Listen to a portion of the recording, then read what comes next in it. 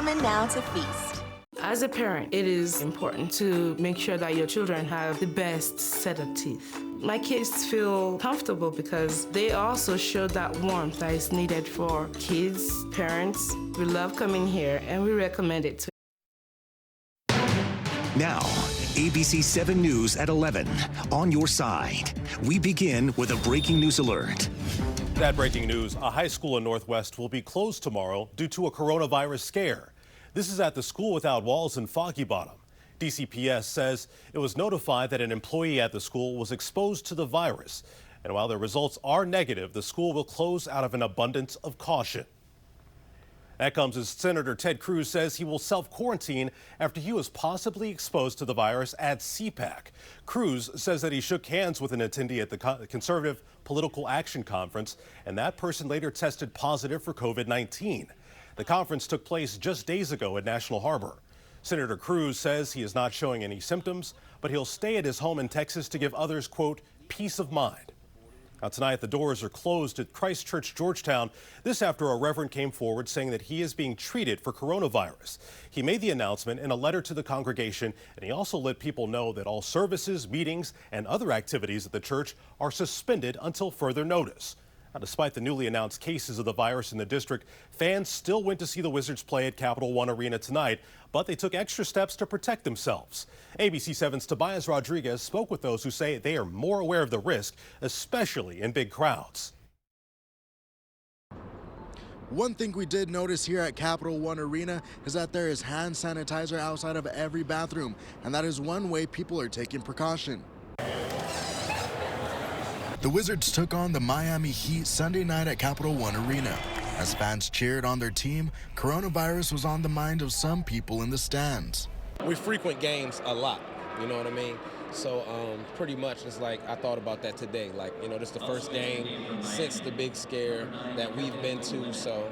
Monumental Sports and Entertainment, who operates the arena, says they have formed a cross-functional coronavirus task force and are doing additional cleaning in the arena.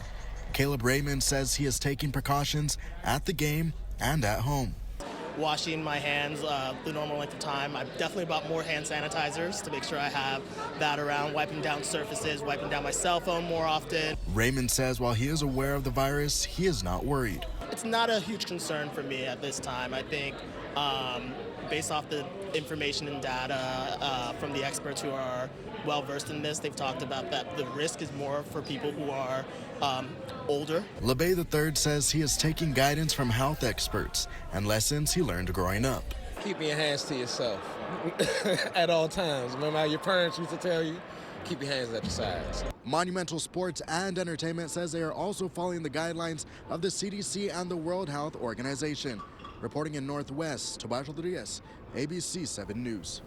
Now, as the number of coronavirus cases rises nationwide, more states are being impacted and declaring a state of emergency. Right now, there are at least 550 cases in the U.S. That's according to local governments and the CDC. Those cases have stretched out across 34 states. That includes 2 cases in the district, the now 5 cases in Maryland, and 2 in Virginia. There have been 21 coronavirus deaths in the U.S. In Virginia, 1 case is a man in his 80s from Fairfax, and the other is a U.S. Marine based at Quantico. That has led the base to operate on Code Yellow status tomorrow. That means unscheduled leave for some personnel and asking others to self-screen. Virginia health officials say in both cases the patients traveled internationally before developing symptoms, and they are not connected. We don't believe there is substantial risk in the community, and we are not recommending that any events be canceled or any venues be shut down. Health officials say Virginia's Department of General Services has 2 testing kits in-house, which can test between 300 and 400 people. And tonight, the U.S. State Department urged Americans not to travel by cruise ship. It's an unprecedented move that comes as the effort continues to offload thousands of passengers aboard a cruise ship off the coast of California.